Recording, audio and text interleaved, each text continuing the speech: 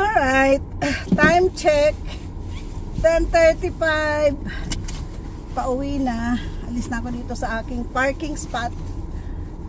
Mahal na parking spot, $20. Dumating ako dito ng mga 6:30, 10:30, so parang 4 hours.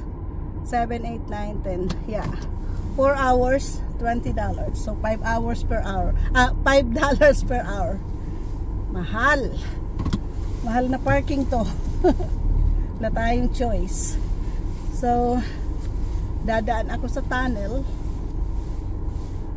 para mas mabilis.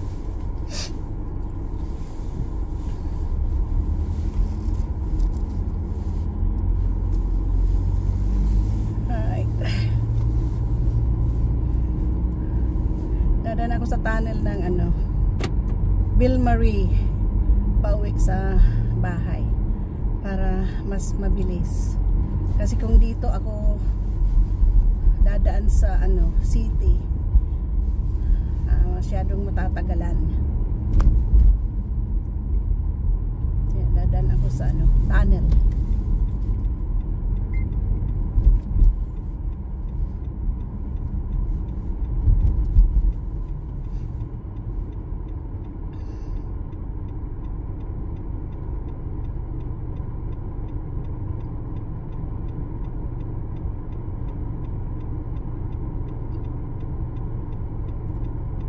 Ang lamig na, nag-1. Bumaba yung temperature. Ay, ito palang building na to na may kulay green na sinasabi ko is Palais de Congrès. Ito pala yung Palais de Congrès. So mga exit din siya ng metro, yung train sa ilalim. Yan din dumadaan. Tapos kung may mga convention, dyan din hiniheld. May mga mall din siya dyan sa loob. Tapos sa taas niya mga offices.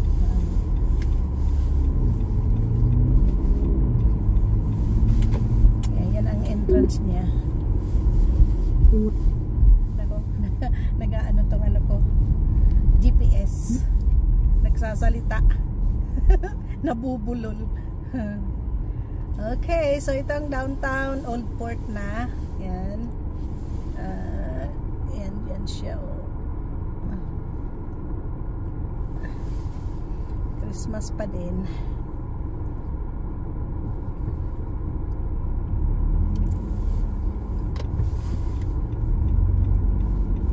Hindi masyado kita yung cathedral sa dulo sana ng kalsada, kaya lang lumiko na ako.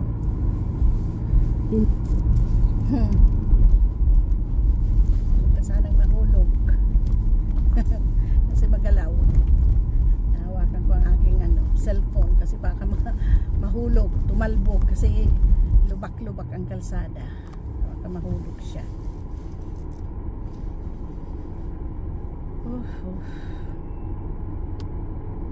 Malamig talaga siya.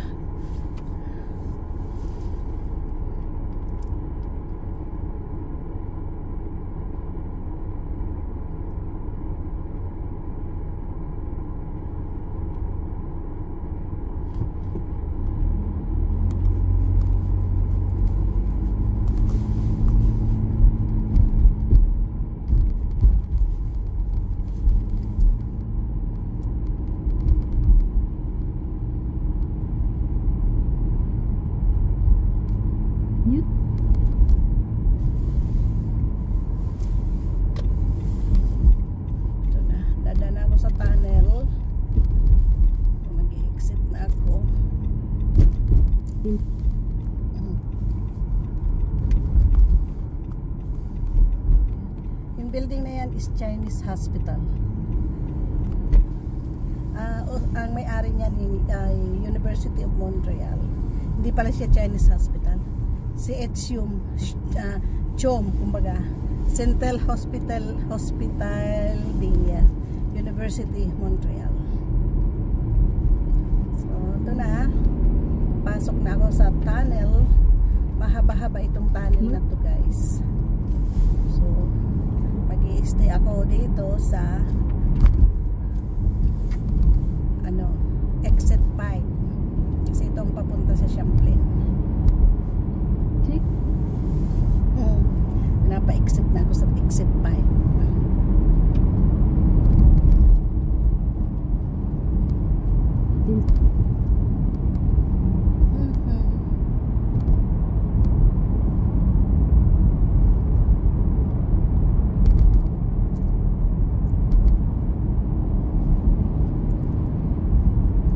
Champlain, yan. Highway 10. Mahaba-haba tong tunnel na to, guys. Tapos, ito nasa gitna siya, sa ibabaw yung mga kalsada, diba? Yung mga building sa ibabaw nito. Sa ilalim pa nito is meron pa siyang meron pa siyang metro, yung train sa ilalim pa nitong tunnel na to. Kaya imagine that nung inaanuhan namin dito. Puro sa siya, puro sa ilalim. Yan. Kalabas na ako sa tunnel, guys. Ito na, labas na ako. So ito na yung dinadaanan ko pag uwi ko araw-araw. Ito na, dumaan lang ako sa ilalim sa tunnel.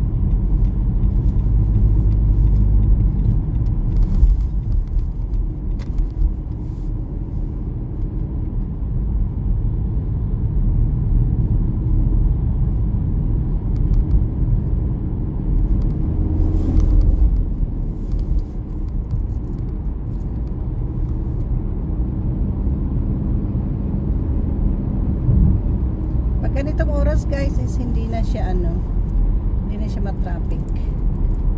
Ito namang sasakyan na to nasa Pastis Lane, hindi gumagalaw. Nasa left lane ka dapat mabilis. Takbo dito is 70, so pwede kang tumakbong 80. Yan, takbo lang nun is 50 yata.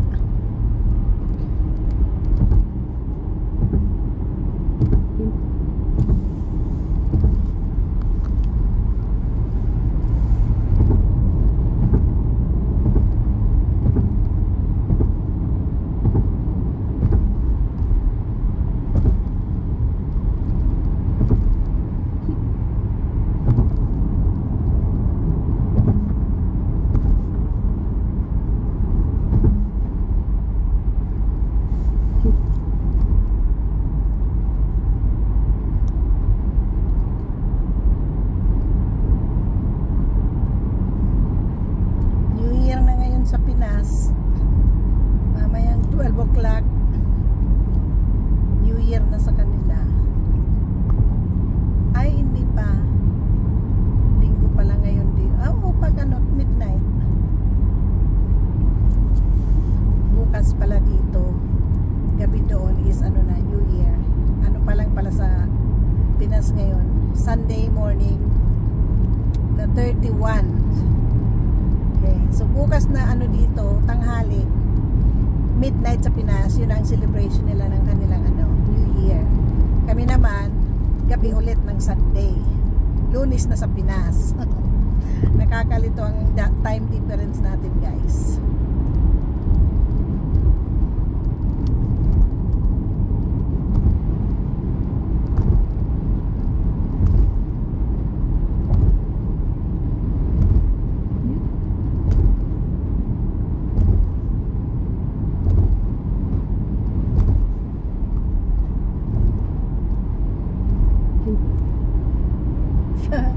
Yung aking guys, GPS hindi makapagsalita. Nabubulol siya.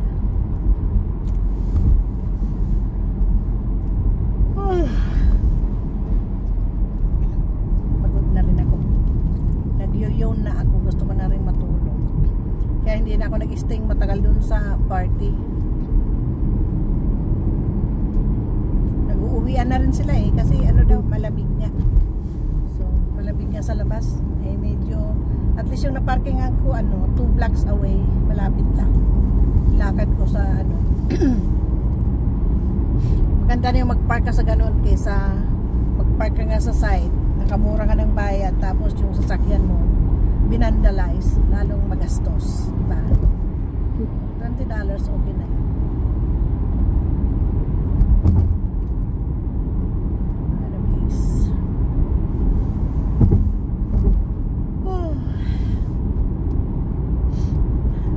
nagyuyon na si Lola, pagod na.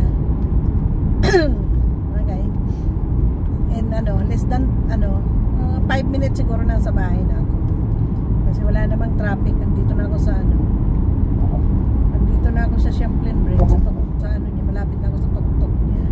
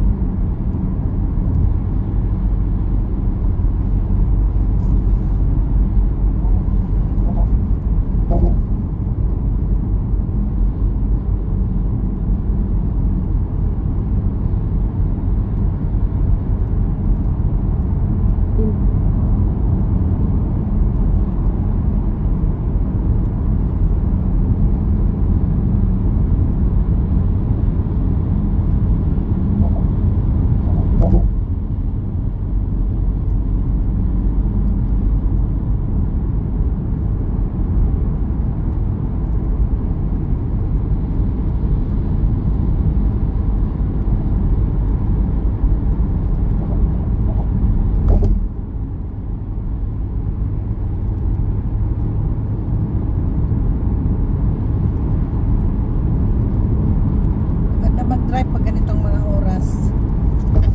Siya, maluwang ang kalsada. Walang traffic. Yeah. 5 minutes away nga ako sa bahay.